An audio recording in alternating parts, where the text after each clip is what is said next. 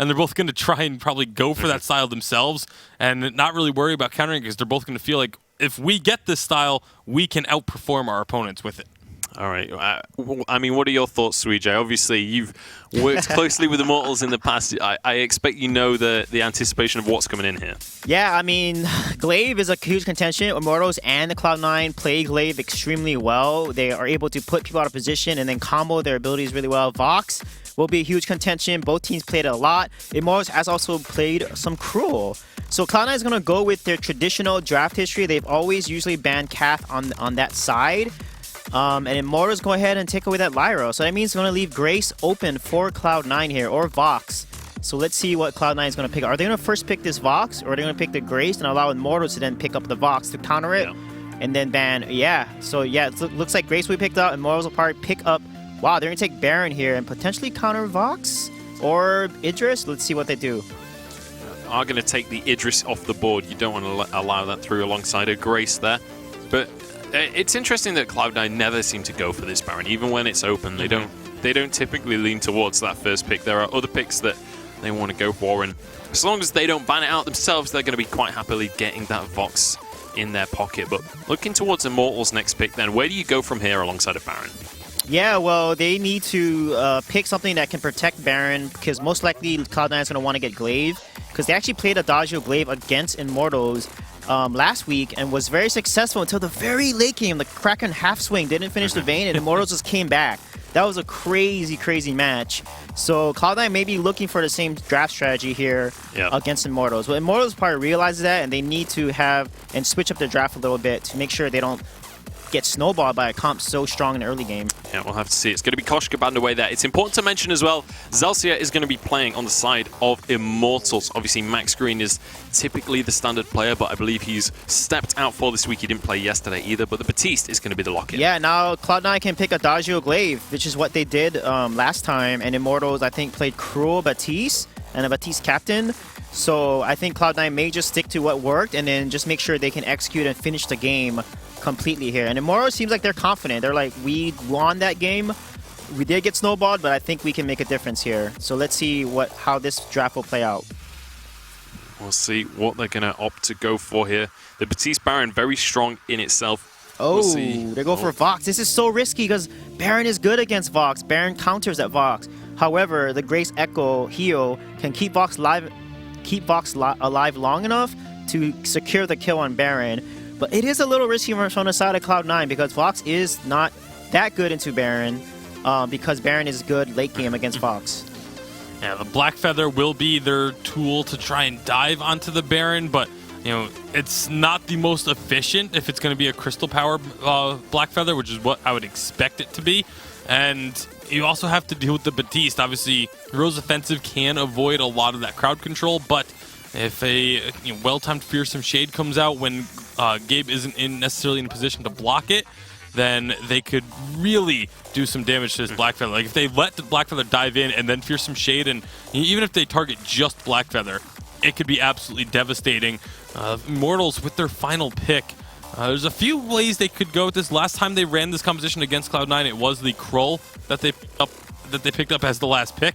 But it's a situation where I don't think the Krull would be an ideal pick into this Cloud9 comp. But then we've seen Cloud9 quite happy to pick the Krull even when it's not the optimal pick. It's not going to be the same from Immortals. Kestrel comes on through here. So you'd assume the Batiste going into captain role now. Yep. It seems unlikely that it's a Kestrel captain to me.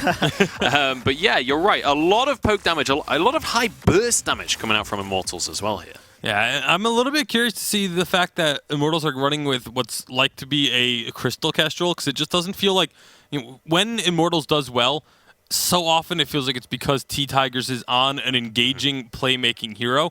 And while Kestrel can be a playmaker, it's a very passive playmaker at times. So unless he can get some really nice movements with the active camo that don't get spotted out, then T-Tigers can absolutely take over. T-Tire is one of the best Kestrels. We saw that last season. Amazing CP Kestrel. So as long as they poke, get turrets before Grace gets Echo, abuse that range, they may be able to take it here. All right, we'll see whether this comfort pick is going to be enough for Immortals to come in strong onto this one. They're going up against Cloud9, though, so it's always going to be a challenge. Let us know who you are supporting. These are two of the favorite American teams coming onto the fold here. Hashtag Vainglory8 on Twitter to let us know who you want to win. But it's time to get into this semi-final. It's Cloud9 going up against Immortals. Boy, about that time, eh, chaps? Cloud9 versus Immortals. And I'm here with Denomine. Denomine, how are you feeling? To be on VG8 stream here, and you've cast on VG8 before, but this is your first time on the main stream, correct? This is my first time on the main stream. I've done a lot on the This League channel for the off-stream games, but this is something I'm excited for. Nice, well, it's great to have you here, guys, and all the viewers, thanks for tuning in. I think this is going to be a really fun matchup here. C9 versus Immortals, both these very high firepowered teams, very mechanically gifted teams, I think, on both sides. Absolutely. This is, this Immortals roster particularly, unfortunately they are playing with a sub, but they have been a very hyped up team so far throughout this season. Kind of a rough split for them, but they definitely looking to pick up some points here. They were able to clean up some games against TSM the other day, so I definitely have high hopes for them going into C9 here. Yeah, it seems like everybody's doing pretty well against TSM in the last week or two. We'll see, though. Obviously, Immortals playing very well. T-Tigers getting back to the Kestrel. Haven't seen him play as much Kestrel as of recent, but we know he's one of the best. I think this is going to be pretty exciting. Always the sneaky, very talented players make for the most exciting Kestrel games. Absolutely. We'll probably see him go that typical double Shatterglass build that he really made popular in North America. We used to see that Shatterglass clockwork, but Shatterglass just does so much raw damage. Shatterglass. I like it. That could even be a song right there. Only if you rap it, right? I mean, we could get into that in between the game. Maybe we'll put out. I mean, you're all money. That's just a good idea today. All right, so we have a little aggression here in the jungle. Zelsier moving in with T-Tigers, and Joseph's able to grab his mid, but he just gets destroyed right there. A very easy first blood, you could say, for Immortals as they move over. Yeah, good start for them, picking up that first blood, especially going on to T-Tiger. Oh, actually went on to Zelsier, my bad. So we'll get a little bit earlier of a Fountain, as opposed to a Kestrel being online sooner than later. The matchup for me here is definitely going to be the Old School versus Dienzio in the lane. Old School is such a absolutely fantastic Vox. Yeah, I agree with you, and he's been playing a lot of it too. I think for good reason. Obviously, you're getting out here to try to win. They're going to give you the Vox, why not? Now, Vox, he can do pretty well into Baron at stages, hitting certain power spikes through the mid game. Baron should dominate him in the late game, but maybe he never gets a chance to actually get there. But as you said, this is where we should probably keep our eyes, and of course into the jungle and where T-Tigers is rotating. He's currently moving forward in stealth right there. He's going to find Gabe Vezel, Glimmer Shots there. Holy Nova is going to whiff, safe to throw that out. It's kind of a zoning Holy Nova, it felt like. Yeah, and unfortunately he wasn't able to catch a stun there. If it would have got down onto T-Tigers, Joseph could have followed up with a lot of damage. As far as this jungle matchup, it's going to be about Zelsier preventing Joseph in this early and mid game from getting to T-Tigers, because if this Crystal Blackfeather is allowed to get onto Kestrel, it's going to be a nightmare for Immortals. Yeah, I think if he gets on the Kestrel, it's just dead. Like, that's kind of your win condition for that matchup. You have to remain elusive. We'll see if Tiggs can do that. I'm sure he'll be as careful as possible. And, mentioning getting on top of a target, that's the elements of surprise, and vision is going to be a huge deal for these teams. So we'll see if one or two of these captains actually get into contraptions. I definitely think if you're Cloud9, you have to go into a contraption. You can't let T-Tigers have that free reign over dancing around the fight, especially not wanting to walk into one of those double Shatterglass active camos can basically just eliminate somebody in a matter of a second. Tiggs moving in onto that shot brush once again. He just throws out 1-2 Glimmer Shots connect, 3-4 do not, but immediately you can see Old School is just like, yeah, I'm not hanging around, it's not worth it. I'd like to buy some items, but very quickly just getting right back to the base so he can shop and get back out in the lane. That's his Poison Shiv picked up. I think Gabe picks up his Fountain as well on that rotation, so a nice early Fountain and Poison Shiv should help them out a lot. Yeah, and Poison Shiv being such a particularly good item for Vox, he's able to get a lot of attacks down and keep that mortal wound on an enemy much easier than a lot of other heroes. Good use of jump jets there by Dienzio, getting away from Gabe Vezel. Yeah, Zio, once that on point connected, he's like, yeah, let's not play games right now. Not quite ready. I'm excited to see Zio as he does get his first couple items together. Typically, it's around that 3-item mark that we see our Barons really come online. But depending if he gets some openings, maybe he gets 1.5, 2 items, he can still have a bit of an impact. Kestrel moving up. There's a couple Glimmer Shots. Ordained, Old School able to block that and get out of there, forcing the Fountain out of Gabe. So that does put C9 on a bit of a back foot here. And we'll see what Immortals can get out of this.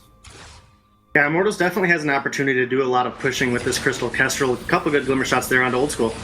Yeah, I really like how he's got that angle right there. Zio jump jets forward, just hits Old School. Old School really has to respect this. He can't move forward. Oh, and of course with the Glimmer Shots coming through, if he's in range to get a last hit, he's almost in range to die right here. Really has to respect the damage coming out. So much burst damage. And T-Tiger's not really feeling threatened at all. I mean, what are they going to do? You're going to jump in? You're going to commit? We have a Fountain. We can turn it around. The turret taking a whole bunch of damage.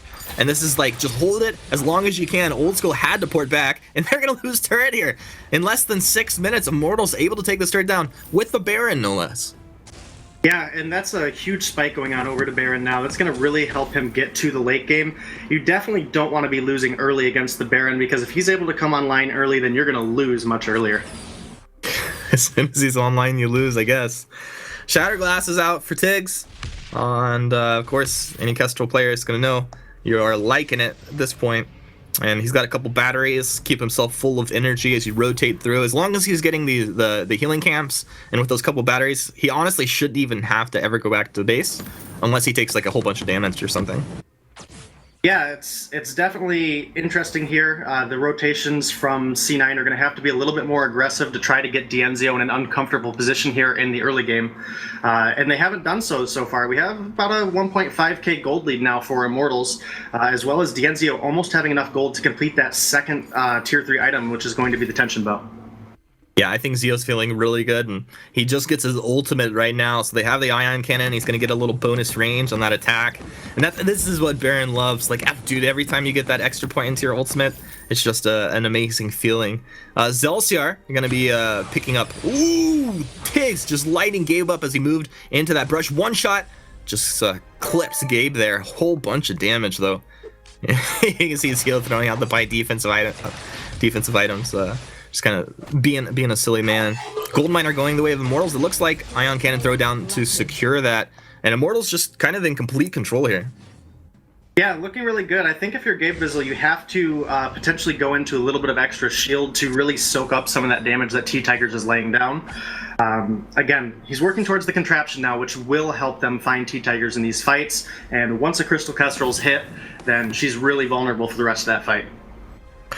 Yeah, it's interesting. Of course, it does force him to go off of the Echo, which a lot of times we'll see come out super fast, super early, even just like Fountain into Echo. So I'm really curious to see how it's going to affect their actual play style.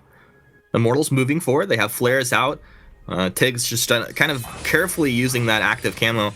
He's kind of respecting the fact that Gabe may have scout traps down as he moves forward and not putting himself in a vulnerable position. On point connects over the wall. Very nice job there from Joseph. Wait for it out, and I don't know what that was all about. Joseph actually moving forward. Joseph pulls the trigger, gets in there T-Tigers, but they light him up, blow him up, and Old School is in a bad place. There's no way he can get out of here. He's going to go down. Zio credited with that kill, and suddenly it's 3-0, 8.5 minutes in here. And we have over 2.5 plus net worth lead building up for Immortals as well. And imagine that this turret's going to take a little chip damage as well. Turret is going to take a lot of damage here. Fortunately, in that fight, T-Tigers was able to find an active camo onto Old School before he was able to finish him off. So good plays there out of Immortals, and T-Tigers narrowly escaping. Yeah, huge plays. But now that contraption's completed for Gabe, they should at least, if they have a moment where they're not fighting, they should be just putting vision down everywhere. And it will become increasingly more difficult for T-Tigers to move forward and find any kind of sneaky traps to lay down or surprising someone with glimmer shots just out of nowhere. Dave, what are you thinking for C9? Are they waiting on something? Do they need to hit some levels? Do they need to get some farm? Because if they're waiting on something, I feel like Zio's got to be pretty happy about that. Yeah, you don't want to wait against this composition that Immortals has. You know, as Zelciar gets that Echo, even he's going to be a huge threat because there's just so much that Gabe Vizzle's going to have to block, and then obviously the Baron coming online is going to be absolutely huge. And having the lead they have, he's going to come on very early here.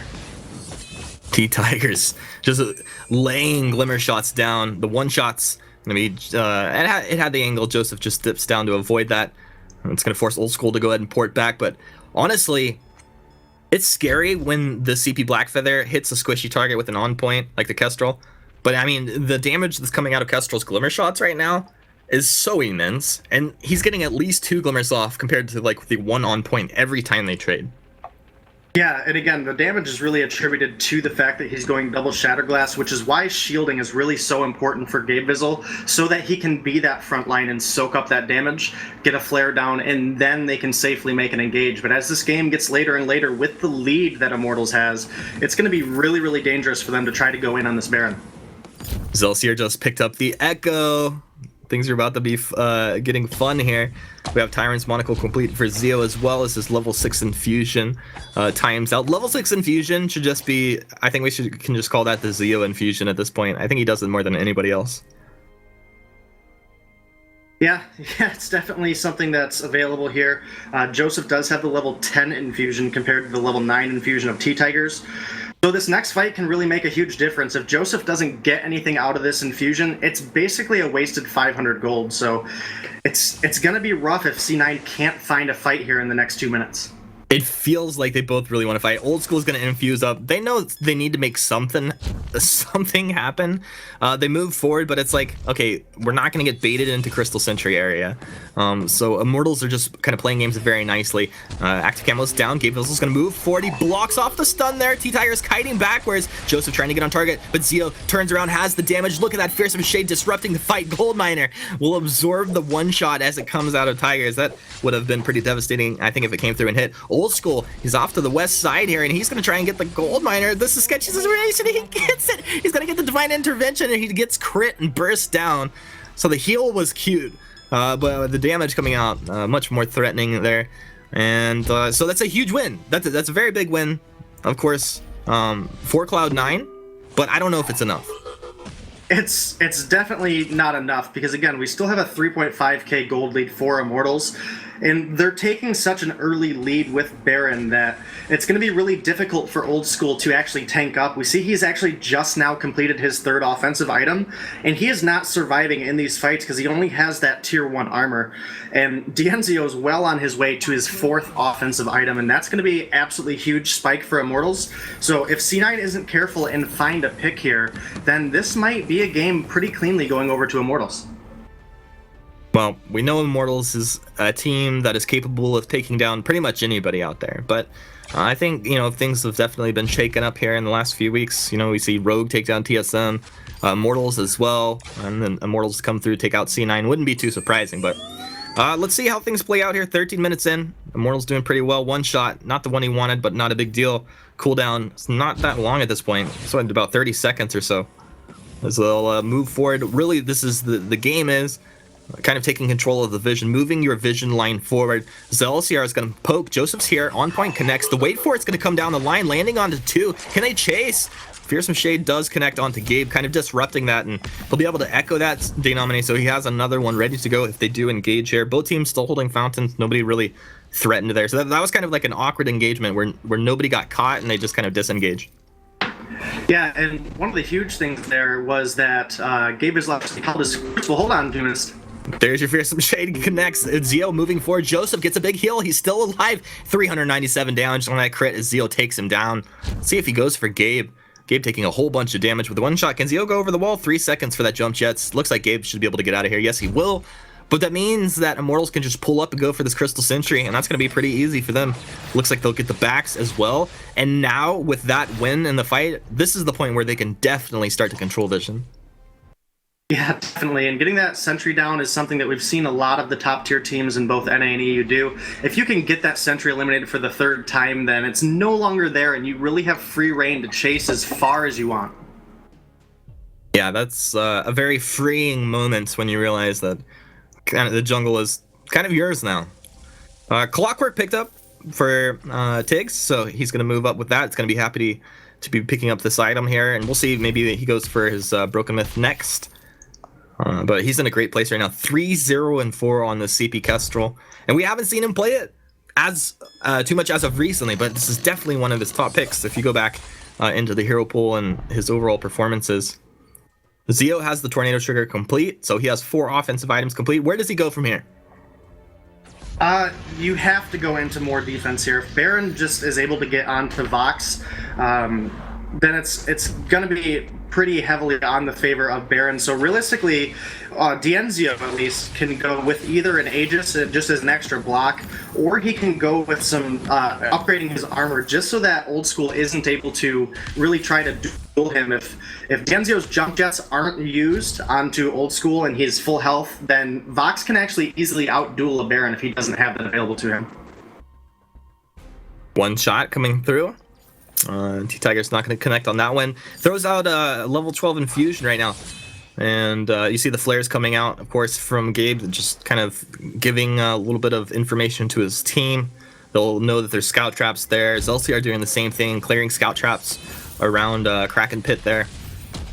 And moving up into the lane, a couple jump jets coming out of Zeo. Joseph really has to respect this. Honestly, Joseph has a lot of burst damage, but he's built only the Shatterglass, a couple crystal bits. Like, with the Aegis and him building defense and still getting lit up like that, it feels like a big loss. It definitely does, and just to see Joseph only having 1 tier 3 offensive item complete compared to T-Tiger's 3 is definitely that huge spike of damage difference, and that's not where you want to be on a Crystal Blackfeather. You really want to snowball the early game and get through to a safe point in the game that you can really take the fights away. It's really difficult to play from behind as a Crystal Blackfeather. Oh, the Kestrel's loving playing from ahead right now. Tigers with the infusion, the double Shatterglass, the clockwork will be moving forward and just lighting people up here. Glimmer shots for days. Echo just picked up for Gabe here. So this is an item that got delayed by the forced contraption. So strategically delayed by just the composition coming out of Immortals. Well, let's see if this has an impact. You know that double heal is so incredibly strong.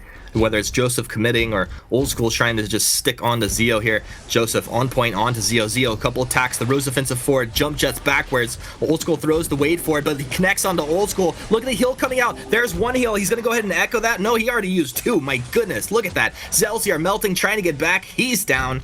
The Batiste echo just did not have the impact they're looking for, and they're going to try to hunt T-Tigers down. Now look at all the scout traps. The flares coming out. They have vision everywhere. He's going to have to really be sneaky on this one.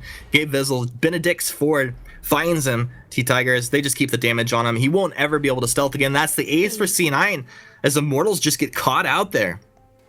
Yeah, it was absolutely great for Cloud9 there. We talked about the Blackfeather being hard to play from behind. Vox is not, though. Vox definitely has an opportunity, especially if he's allowed to build up a couple stacks before the fight, where he can really ramp up quickly and take over a fight. That's what we saw. The heal came out of Gabe Bizzle, allowed Old School to live just a little bit longer than he would have, and that's really what let him get those breaking point stacks up. Took Dienzio off the map, took Zelciar off the map, and then with all the vision Gabe Bizzle has, it was easy pickings for them to clean up the ace.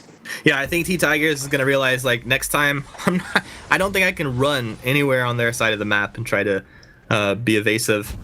Zeo also, like, in that fight, how deceptive was that? It felt like one more attack and he would have been able to take Old School down, then suddenly just mass heal comes through and Old School's just stacking breaking point and melting through like butter.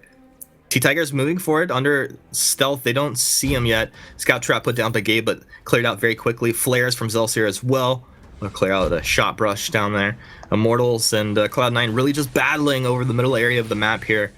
And if you look at the map, though, like, there are just so many scout traps down from Gabe. Look everywhere. I don't even know how many are actually down right now.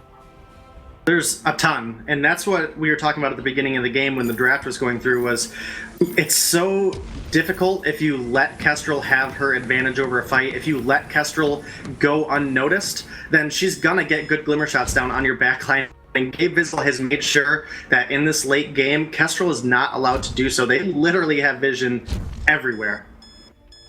I like that they know where Immortals are. They're in the top brush right there. So they dip down into the Kraken area, the middle area of the map, and they clear out the scout traps there just because, nothing's happening right now. And if Immortals are going to give them that opportunity to roam around that area, why not? A lot of active camo is just being dropped right in that choke point as you move up from the jungle into the lane. Of course, Cloud9 not going to be baited into that old school. Eventually gets back up into the lane to get those lane minions. Joseph, he'll clear out the jungle a little bit here. It's kind of just a standoff at this point, and I don't know if it's going to come down to one team baiting over this Kraken here. I mean, you're going to have to realize, like, something's going to happen here. One of these teams is going to start. Oh, big stun on the Gabe. Can they follow up here with... Wait for it, comes through, old school. He's right onto Tigers. Tigers! Dude, I don't even know. That is so uncharacteristic of his positioning. And Joseph almost going down to the damage out of Zeo, but he'll get healed up from the Divine Intervention. Plus the Fountain coming through. That was a huge win. And now C9 on Kraken. Zelsier and Zeo are watching from the wings over here. They have Crucible, they have War Treads. Jump jets backwards. Zeo still gets hit with the on point. Joseph Rose offensives forward. Old school. Oh, double on point as they move forward. Look at that. They just lined up for Joseph, and Joseph says, "Thank you very much. I will take that." What a amazing fight for Cloud9 there. I don't think we can really give them enough credit. Gabe Bizzle, with perfectly timed divine interventions, was able to keep his team alive. In fact, healed Joseph up from a sliver of health to basically full health in a matter of a second, and that's really what gave him the opportunity to dive down. Obviously, we also had the Echo going through, gave him a second heal. That's an ace and a Kraken actually going over to Cloud9, as well as now a 2,000 gold swing in their favor. Wow. Just very small mistakes from Immortals, but also the strength of the composition showing from Cloud9. And we would expect at this level that, a mistake's going to be made. It's going to be taken advantage of. We'll see what happens here as Cloud9 moves forward. They're going to take the Crystal Sentry out as Kraken continues to march down the lane. Just a very smart move, very efficient movement from Cloud9. Moving forward right now, active camo down. I wouldn't imagine that C9 move forward without vision. They're going to be they would be blown up there. That's actually not a problem as Kestrel's moved back out of range of those Glimmers now. They want to take this Kraken down as it's starting to do damage onto this choke point turret here is Zeo. And he's got just this straight up damage build. He just wants to chunk people down, but he's not finding the kills once he gets this jump jets, and once they get healed up, he's kind of left in a very vulnerable area. But it looks like they're going to lose one turret, and Cloud9 owned the jungle as well, so I don't know. It could have been worse for Immortals, but still pretty bad. Yeah, it could have been, and that last fight particularly looked really good for Cloud9. They were able to pick T-Tigers off very early, and that's the one downfall of this Crystal Kestrel versus the weapon. If you are taking damage, then you can't really, you can't go invisible again. You can't really separate yourself from that damage. They're being sneaky. They're being very sneaky. They're being really sneaky. I like this. What's the play? Cloud9. They're here for the fans, but Tiger's gonna find them. They get the stun right there, but that was a big slumbering husk on Joseph. He's trading his on to Tigers. They're able to take him down. Zeo finds the damage. Old school. He's on target, getting some breaking point stacks. He needs the Sonic Zoom back in there, but it's Zelsier on the front side. Zelsier doing a good job. Uses War Treads, allows Zeo to reposition backwards. Zeo's low. Tigers low. Zelsier low, but they're finding the kills. They're moving forward. They nominate. Immortals are doing it! They found the kill! The sneakiness of Cloud9 has come back to bite them in the butt here. Dude, it's like, okay, you're gonna try and be sneaky up against the sneaky man T-Tigers himself, and it just backfired. Yeah, it was a great slumbering husk from Joseph. He did get stunned up by the active camo, but that was the one spot in the map that Cloud9 didn't have any vision and they didn't see it coming, and that really gave Immortals the edge on that jump. Dude, okay, I mean, yeah, how lucky of Immortals that Cloud9 actually fought there. I was gonna say, like, how lucky, but I don't even know if it's a luck. It's just strategical. But Cloud9, what are the odds that Cloud9 do choose to take a fight where they don't actually have vision down? Let that be a lesson learned to them. Even though they're taking these fights, they have the majority of the map under control. You have to assume. If you don't have vision, you have to assume that Tigers is there. Yeah. Okay, moving forward, double active camo down. He finds the stun. Glimmers coming through, and that puts Gabe down sub 50% HP very quickly. And looks like he's gonna just port home to heal up. Yeah. No big deal. I think he could have healed himself with an ult with a short cooldown, but not a big deal. This does give an opportunity here for the Kraken capture to go over to Immortals, and they're lighting it up very quickly. Cloud9, they're not even reacting. Cloud9, just like on the back foot there, not even responding to that. This makes for a very interesting situation. What's the play here? This is an interesting opportunity now for Immortals. We see a lot of teams when they push with this Kraken that they really can throw a fight very easily, not maybe respecting a heavy engage from the enemy team. And that's really what Cloud9 needs here. If they can find an ace, they can just base race and push for the win. Zeo attacks Joseph one time, slumbering Hux. Zeo jump jets backwards, old school boots in, Sonic Zoom trying to get on top of Zeo, but Zeo says, no, thou shalt not kill me today. I am a Baron, I have attack range. Waits for his teammate to do most of the work. One shot connects onto old school, and now Immortals look to chase forward. Joseph trying to port out with the flare. He can't just stand his ground there. Old School gets hits with a couple glimmer shots. T-Tigers with the benediction from Gabe Vizzle over the wall. Zeo jump jets backwards one more time. Joseph dropping low. The Found plus the Crucible keeping him alive. But look at the Kraken in the base. What's going on? Just stop the teleport. Just stop the teleport. Yes, T-Tigers hits him with the blind glimmer. Stops that one. And a one shot? No, that's not going to hit. Old School should be able to port back. They should be able to take Kraken down, but they will have no turrets remaining. I'm actually very surprised that Immortals didn't just try to stop their ports home there. Yeah, I think Dienzio was so incredibly low that if they lose out on the Baron, then that's that opportunity we were talking about where Cloud9 can really just push to win the game. So they play it safe. They know this is an important game for them. They need the points. So they're going to back off and just try to pick one more fight. All they really have to do is get one kill, and then as a team, they can really push this exposed Vayne, and there's not going to be anything that either Old School or Joseph by themselves can do to stop it.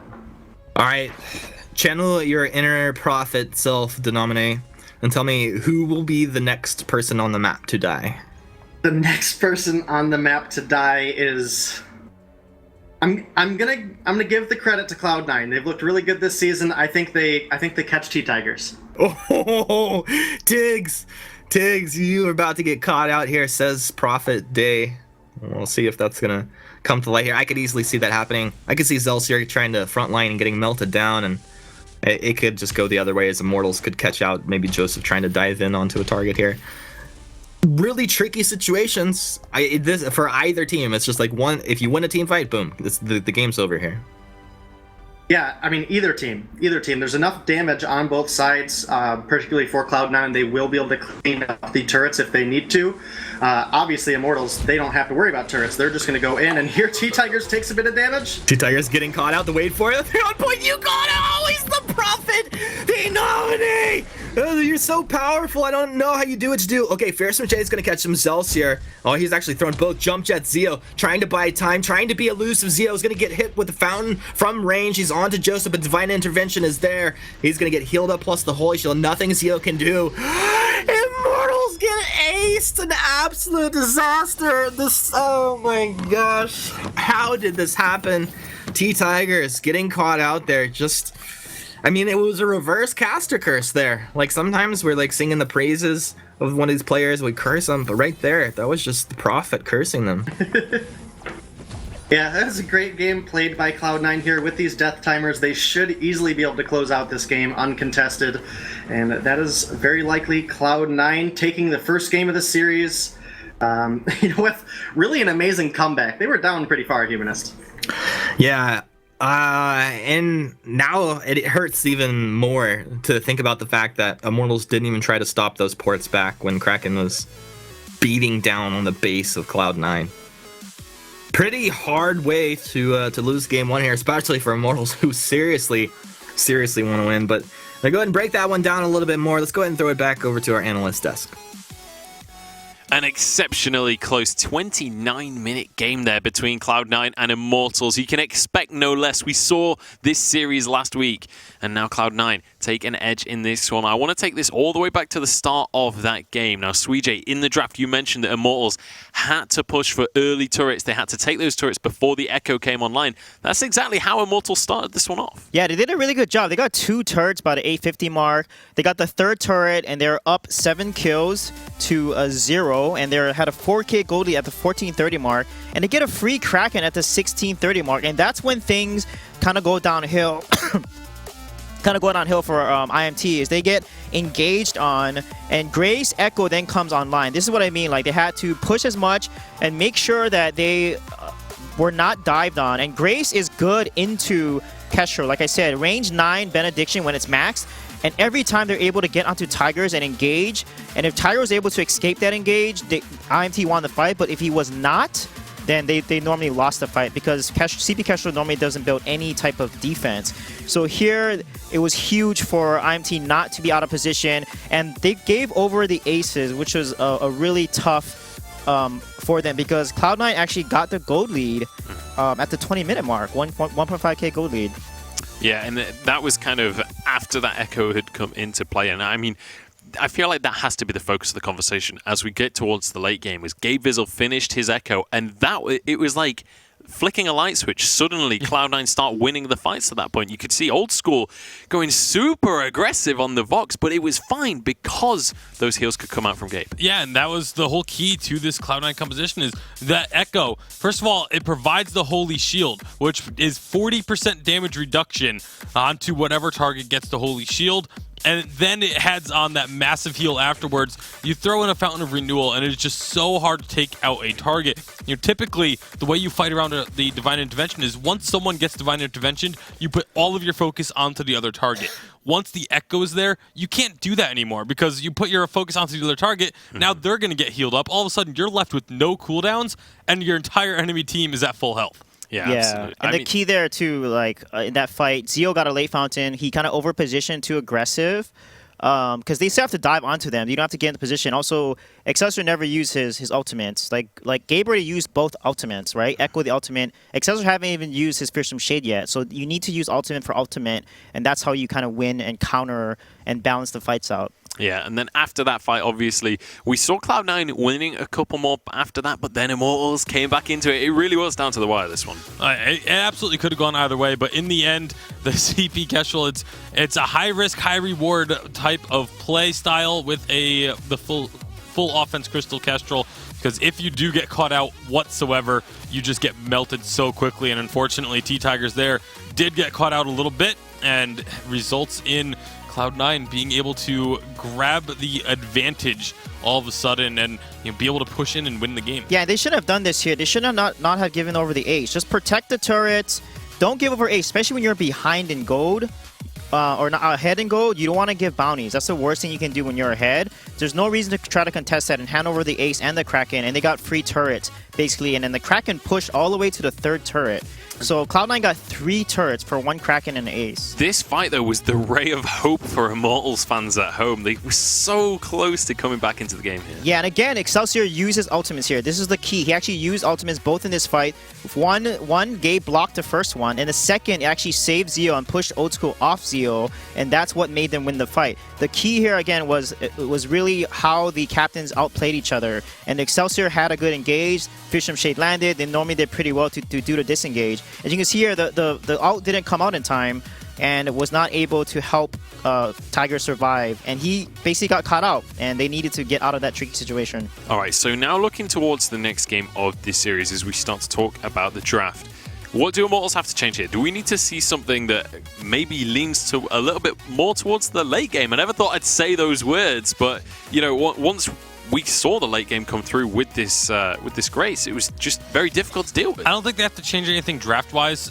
This composition still worked for them. They still should have won this game, or were in position to win this game. It was just, like Sujay said, it just comes down to the pure mechanics. And Gabe Vizzle's pure mechanics were a little bit better than Excelsior's pure mechanics, and that just propelled Cloud9 over the edge that they needed to pick up that game victory. But this is not a loss that Immortals you need to feel terribly bad about, because they were so close to winning. But it's tough close to not let this affect you mentally. That's going to be the key for Immortals, is to get over that last game and just come into this next one with the same level of confidence, because their early game was so good. And I don't like the Lyra ban.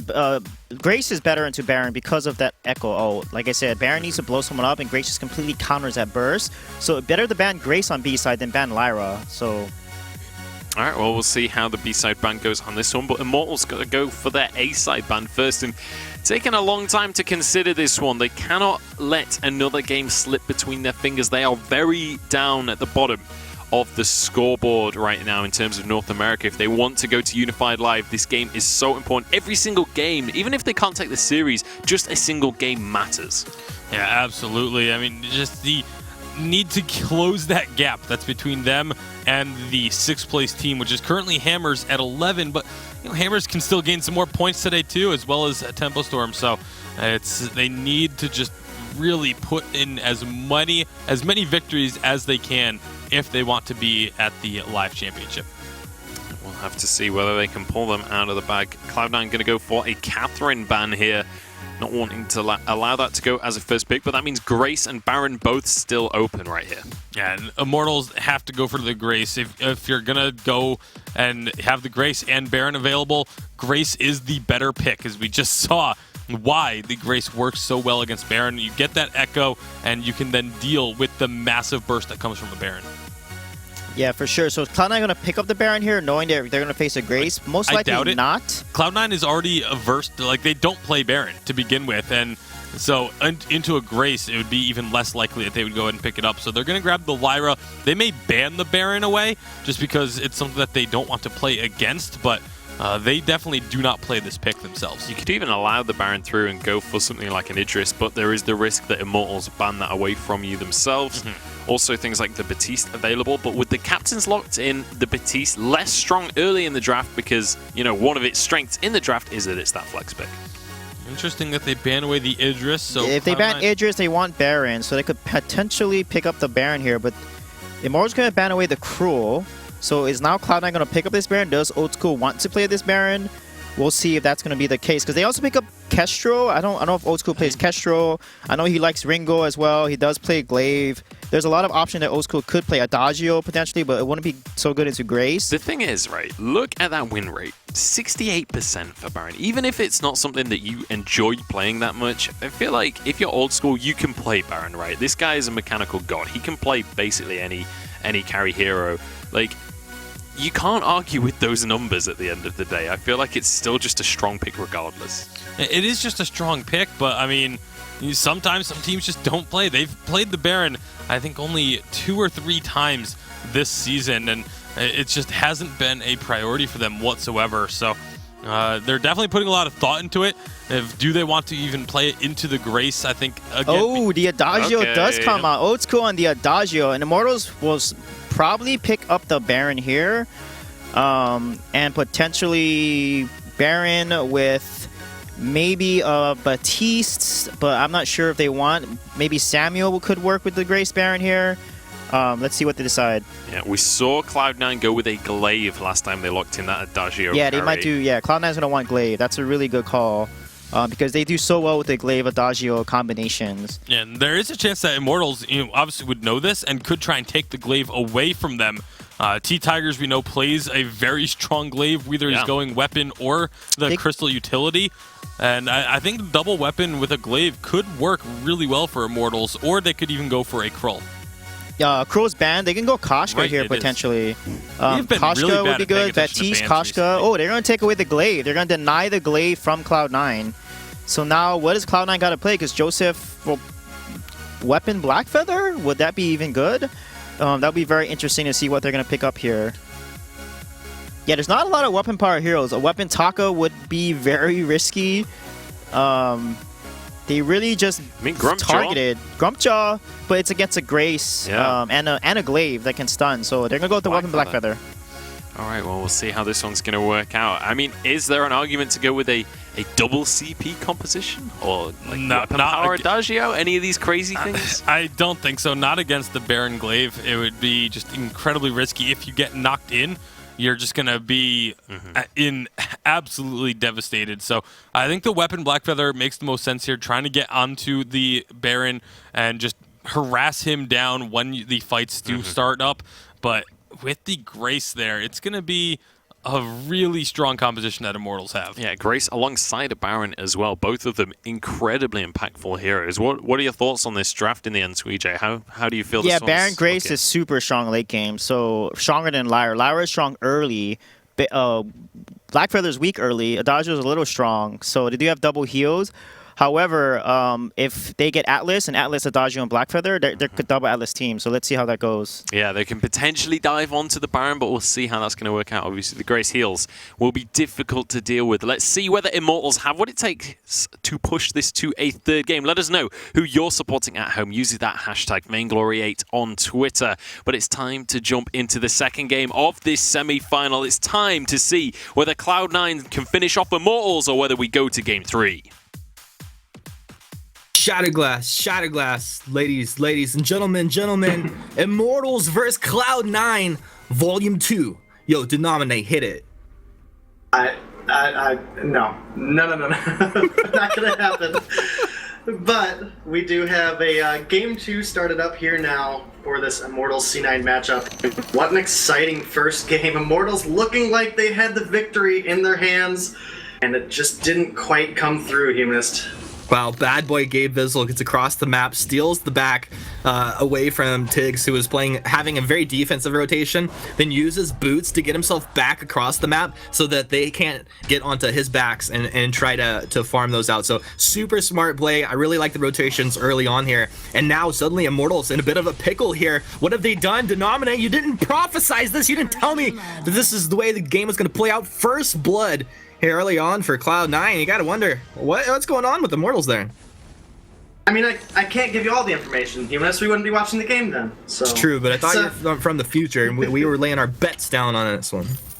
Yeah, good first blood kill there very early on in the game for Cloud9. That is going to give a little bit of the gold lead, actually about 1,000 here, just a minute and a half in the game on over to Cloud9.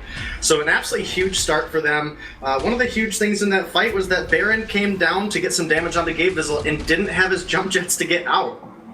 Yeah, that's not what you want at all. And now they're at the point where Old School being level 2, Diencio was level 1, he's now level 2. Zelsier now level 2, but they were both level 1 up in the lane. And Old School, Zelsier jumped in with Benediction, used Dragon Blood, Zeo hits him. Old School just stands as the ground, busts himself, and just starts hitting him. Like, there's nothing, 2 versus 1, and they didn't have any advantage. They didn't, and actually looking on over here at T-Tigers, we do have a double weapon blade picked up for him, so I'm interested to see if this does go into just a double weapon carry composition, look to delete somebody from the game, or if that's going to be like the Tension Bow Aftershock proc glaive that we haven't really seen in a while, but could still be effective here. Right, like there's technically like those 3 variations, of course, and the proc build is one we haven't seen too much of. So super curious to see how that plays out. In the meantime, though, this is going to be Zeo just trying to farm. Honestly, the Adagio actually does pretty well, especially early on here up against this Baron. He's going to be in danger of taking quite a bit of damage if he hangs around, especially backed up by the Lyra. Yeah, the Adagio and Lyra is definitely a deadly combination in the lane. So much sustain as well as so much damage, but it looks like we might have a fight down here in the jungle, Humanist. Yeah, that's the Holy Nova that's going to catch Joseph. Joseph with the Faint of Heart onto Zelsier, on point onto T-Tiger. Sigil boosts Joseph up. Look at Gabe Vizzle just boosting him, and whether it's rank or competition, just boosting his ally. T-Tiger's trying to get out of here. He's going to go ahead and knock Joseph back, pouncing into the wall. I don't know, I was going hard on the P's there. It was kind of fun. Old School and Gabe Vizzle move back up into the lane, though. Just back to farming time after playing a little bit of games in the jungle there.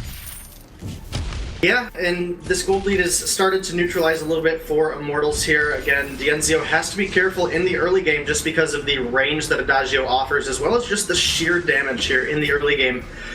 Looks like Old School's looking to push this wave up to hopefully have Dienzio miss out on a little bit of farm, making sure that Baron doesn't come online quite as early as he did last game. Yeah, we'll see. Honestly, I feel like this is the kind of game where Baron might not ever come online if Cloud9 play it properly. The Blackfeather does incredibly well into the Baron. I think obviously he sticks to targets very easily. Ooh, T-Tiger's getting lit up. Old School. I don't know how it seemed like he used boots, but he didn't even use his boots. Picked up his AC and he moves up into the lane now. This is a huge power spike for this Adagio. Yeah, getting a lot of the attacks down quick, especially with the additional damage on every other basic attack, is huge for the Adagio, especially when he empowers himself. He's able to get those empowered attacks out that much quicker, and that's what really gives Old School this ability to pressure the lane so heavily. Well, with the lane forward, Old School's going to go ahead and drop down towards the jungle, see what's going on. Joseph, once again, playing some games deep in the jungle. T-Tigers will be able to take his backs here. but he's contested every time he takes his mid or even tries to go to the front, and it's not what you want. Honestly, I could be wrong. We haven't seen the glaive even move up to the lane yet, right? We haven't, and that's until right now. Until the prophet. Who's the prophet now? I'll give you that one. I'll give you that one. Day, who's the prophet now? I mean, apparently this duo. He took a bunch of damage there, but he's all right. This is Lyra. There's his heal right back up. Fountain's going to be on cooldown for a while, so that's just something that Cloud9 should play around, and I wouldn't expect them to put themselves in a position where they get caught. But right now, it does allow Zelsier to do things like he was currently doing, just jumping in with the Benediction, just trying to be annoying. He applies Dragon Blood Contract, but oh yeah, it was procced off there. Zeo hits him, but it's really not doing that much. It doesn't feel too effective.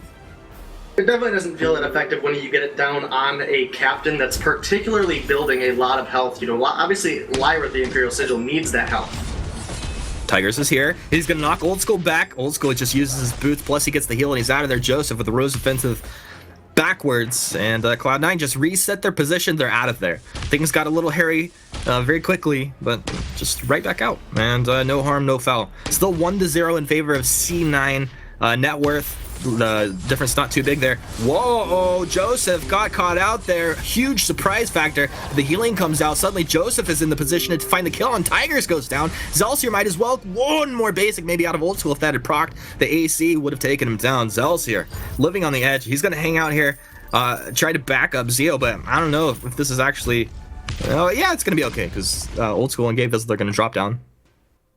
Yeah, and that's really the power of this double heal composition. Joseph dropped so dangerously low, but the heal coming out of Old School and Gabe Vizzle was able to keep him alive, as well as got that burn down onto T-Tigers, and that's what really allowed Old School to ramp up his damage there. Old School, one of the best lane adagios we know, and it's great to see him on this pick here. It's super exciting. It's a very unique play style. And I think it's easy to underestimate the damage output that can come out of a buffed up Adagio, especially if he has someone burning with that Arcane Fire. It really hurts here. Serpent Mask is going to be picked up for Joseph, so a little bit more sustain for him as he starts to maybe get into some of these fights. We have all of the members up in the lane currently. I'm not sure everybody knows. Now they should know as Joseph does move forward. Faint of Heart, what's the play? He gets knocked back, but he should Rose Offensive out of there. Yeah, with the healing plus a little bit of the durability, he should be just fine. Holy Nova doesn't connect. Ion Cannon kind of off the mark. Zeo not quite predicting Joseph's movement there. I don't know if it would have killed him, but it would have taken him down pretty low. Joseph's going to pour it out. This just... It's kind of like Joseph gets in there, he tries to do something, they get out, he doesn't die. It's not too big of a deal. Yeah, and it actually looks like Joseph might be working into a double sustain build here. He has the Serpent's Mask first, but since the Grace is on the enemy team, I think you almost have to build into that Poison Chip here. He missed. Yeah, I think that's, like, it's not a problem at all. If he will have enough damage, even with those couple items, to have a serious impact, and if they are focusing him down, that means Old School's getting enough damage in, I would imagine. If they're focusing Old School, that means that Joseph's applying Poison Shiv and doing work. So I would like to see that. I think it'd be pretty good for him. Of course, he could probably pivot away from it and still have a good impact in this game in a different way. Gabe and Old School trying to get damage down on this turret. Turret actually put aggro off onto Gabe. Look at that! Oh my goodness! T-Tigers just got put into the dirt. Old School, that is the deceptive damage output of the Adagio. Joseph with the on point moves forward with the Faint Heart. Rose Offensive over the top. Divine Intervention keeps Dienzio alive. The Fountain keeping them alive just a little bit longer. Zelsier jumps back in with a Benediction, playing some Kings, man. Playing with fire there, but Zelsier and Zeo able to get out at the end of that one. Sketchy situation though. Yeah, and this jungle weapon Blackfeather is actually looking out really good for Joseph here. They're really taking an advantage here in the early game. T-Tigers, though, comes in and steals away that farm. T-Tigers is like, yo, I'm ready now. I am ready. I have a tension bow. You can't do anything to me anymore. No, of course he can. Tigers gets in there. He gets his mids. That's cool, but he is seriously behind at this point. Yeah, pretty substantial amount of gold behind. We have about a 3,000 gold lead sitting up here for Cloud9, and it does look to be a double weapon composition here for the side of Immortals. So this makes it very clear for both Old School and Joseph to really prioritize getting that armor, and that'll reduce the damage coming in from both of the enemy heroes. Old School makes the rotation back with Joseph just to go ahead and get that ambient gold. It's really nice. I like the efficiency, and I think more teams should take advantage of those kind of rotations. And Old School right back up into the lane, uses that gift of fire, and just clears this this wave out super quickly. It feels like C9 could do basically whatever they want on the map. Denominate, what would you imagine that they're gonna try to achieve here? I mean, honestly, if you're C9, I think you just keep pushing the advantage. Obviously, they just collected up on that gold mine, so looking pretty good for them in a fight. Looks like it's breaking out, Humanist. Hound Cannon, they're on the Crystal Sentry fighting. They need to just kill this if they're going to hang around here, yeah. Okay, they just put it down, and then very quickly, they jump forward. Zeo repositions with the jump jets. Old School knocked back with the afterburn. T-Tigers melting low, but so is Old School. Jump jets forwards from Zeo. They can't take out Old School. All the healing there. They finally get it, but they've traded. It's the trade 1-for-1 now. T-Tigers though. Gabe as well. Joseph will take Tiggs down, and Zelsier just gonna run out towards the east side here. Just with a faint of heart, moves right back in. Look at that Rose Trail. You're like, where did he go? There he is. Zelsier with the Holy Nova, trying to buy some time. Benedict's back the other way. And, well, this is just a matter of time before he goes down here. But I think Zelsier did a pretty good job buying a bit of time. Almost, yeah, he did delay that ace, so that's a really good job.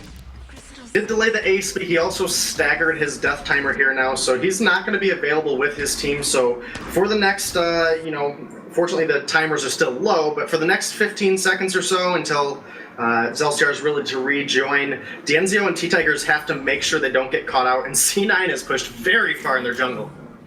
It doesn't feel like Dienzio's putting out a whole bunch of damage right now. What's up? What's up with that? He's just a little behind in the build in comparison to where he was at last game. He does have his third item complete in 11.5 minutes, which is where you want to be on Baron. But last game, at this point in time, he was already working into a fourth item. We talked about how early he came online, and he's just not that ahead this game. Plus, again, the double weapon composition here. Old School and Joseph both have a tier 2 armor built up already, and that's negating some of the damage from both Tigers and Dienzio. I guess it's like, how do you counter the healing out of the Grace? Well, you just pick up a couple healers yourself. T-Tigers, he's on Joseph. Mortal Wound applied, but just a defensive afterburn. It may be some miscommunication as you see Zelsier just Benedict his way in there. It's like one's in and one is out, and maybe kind of misreading the situation. You wonder how much of that has to do with having a sub in here at this point. But this is Immortals finding themselves on the back foot right now. They're down in net worth, down in kills, and I don't know, everything is just kind of going against them at this point. What is the moment where they're going to actually maybe try to make a stand? Immense gold pay. The real opportunity here for Immortals is they have this Baron. If Baron can get his fourth item and T-Tigers is allowed to get a good reposition down onto Old School particularly, they may be able to blow him up very early on in the fight, and that's where they can really start to push an advantage. In a all-out team fight, though, as of right now, the armor is just so good for Cloud9. Very likely going to be working into tier 3 here shortly.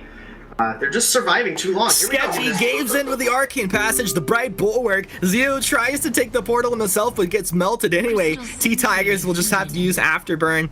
He knocks Joseph back, Afterburn to run away. And Zelsier just tries to run away with him as well. They will successfully get out of there.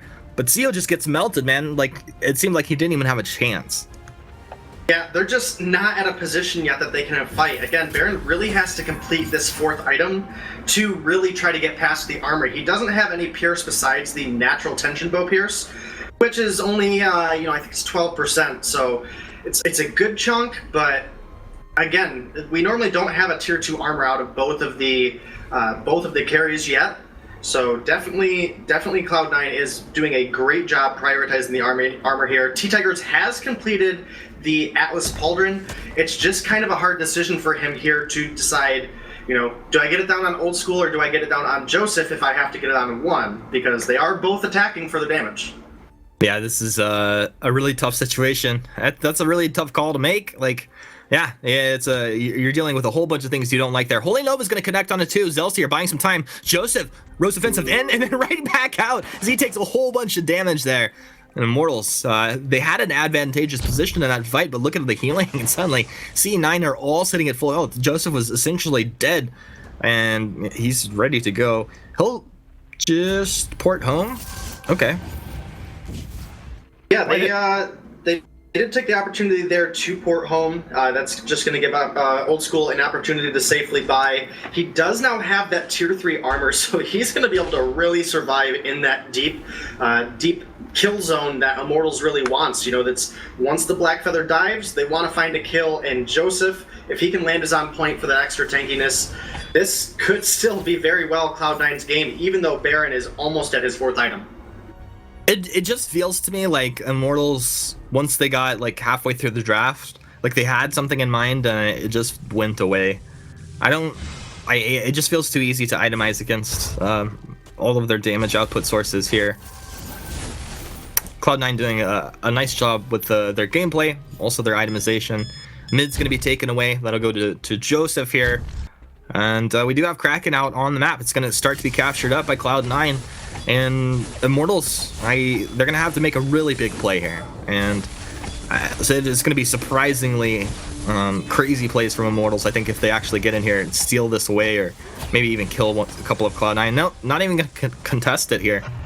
And this is going to be very dangerous as if they lose one hero on this defense, like this could easily be Cloud9 just pushing all the way in. It indeed could, and what was unfortunate for Immortals there was Dienzio actually recalled to get that infusion before they knew what was going on. There's not a whole lot of particle effects available on the side of Cloud9 that they can really scout that out. So that was a huge take for Cloud9. They're all at full health, and they are just hammering down this turret already. Hammering down on the turret. I see Hammers Esports in the chat. I would love the way you describe that fight right there. Arcane Passage, Bright Bulwark down. Joseph trying to get on top of Zeo, but Zeo gets back with his own jump jets. Oh, he takes so much damage. Zelsier and T-Tigers as well. Old School doing a great job. The Atlas Pauldron really not negating too much of the damage output potential of the squad. And, okay, so Kraken gets down 50% health. C9 are going to play it super careful and just move out of here. And I think that's a pretty good call. They're going to take the whole backs rotation and the Crystal Sentry. Yeah, and it's definitely looking good for C9 to really pick up 2 points uncontested here. The first game was super close. This one looking pretty heavily in their favor. And they're trying to make sure that they are going to be in that 1st and 2nd place matchup and force Immortals down into the 3rd place matchup. And this is going to give both of these teams an opportunity to pick up additional points going on. Gosh, man, Immortals would have loved to get to the finals and do well this week. It would have been really, really big deal for them. We do have Joseph picking up a Crucible here, so this is a pretty cool item pickup. Why would he go for the Crucible in this situation? You know, it's really hard to say. I mean, maybe just really respecting Zelsiar with that Holy Nova. There's not really any huge crowd control otherwise, unless if he can block an afterburn coming out of T-Tigers, as well as just the Crucible's raw health that it gives. Yeah. He doesn't have to commit to a Slumbering Husk that's effect is only going to take one attack from Baron to proc, and huge fight coming out here. Yeah, another engage. Holy Nova's going to connect. Zelsier tries to peel for his team. T-Tiger's taking a whole bunch of damage, and he's melted down. Zeo jump jets back, but Joseph follows him. He's so sticky. You can't get away here. And they've actually dropped Old School, which is a little bit surprising that they were able to find that amount of damage. But yeah, Cloud9 should be able to take this pretty handedly. Zelsier, just a matter of time. Double kill there for Joseph. Gabe Vizzle and Joseph still alive, and right down here next to the base. So this is going to take a whole bunch of damage. I don't know if this is going to be over. Nah, this is not going to be over. Not going to be over. The death timer is getting very, very low. Joseph also very, very low. Gabe Vizzle very likely going to heal him up, but they're probably just going to leave after one turret just because T-Tigers is coming up and Dienzio's up in a matter of a second now. Yeah, they're going to respect Zeo and Zelsier respawning here. I don't know why, but I'm just kidding. I know why, but I'm just making the point. C9 are so dominant in this game. It honestly, it just feels like Immortals actually can't do anything. Fortunately, they were able to find a fight or a kill onto Old School in that last fight. That's the one downfall of Adagio. He boots in and then had absolutely no movement available to him to get away from Baron. If Old School would have lived that fight for the ace, that very likely would have been a Cloud9 game right there. Players coming out from both teams. Cloud9 moving forward, a portal engage into the bulwark one more time. Zio's getting lit up. Jump Jets buys him about a second and a half as Joseph just chases him down. T-Tigers, he's going to get melted as well. And Zelsier just watches as his team crumbles before his eyes. He can't save them. Too much damage coming out of Cloud9. And, well, C9, they're going to be taking this series 2-0 here. Pretty dominant fashion as well. Yeah, it was looking really good for Cloud9 from the beginning of this game all the way to the end. All turrets still available on their side with a 9,000 gold lead. So definitely pulling it together from that first game that, honestly, I thought Immortals had. I honestly just thought Immortals had it. Yeah, I thought Immortals could get some work done here, but C9 kind of flexing on Immortals here, letting them know, yo, we're still one of the top dogs. Like, you know, you might take out TSM, but we're standing here ready to go. And, well, they knock them down. But, guys, let's keep this broadcast moving forward. We'll break this one down, see what's going on. Munchables, take it away. Thank you very much, guys. Cloud9 are going to take that one in the end. The second game, a lot more convincing than the first, but they are going to be able to take the series 2-0 in the end. So congratulations to Cloud9. They are going to move on into our finals. Let's break down that game a little bit more then. How do you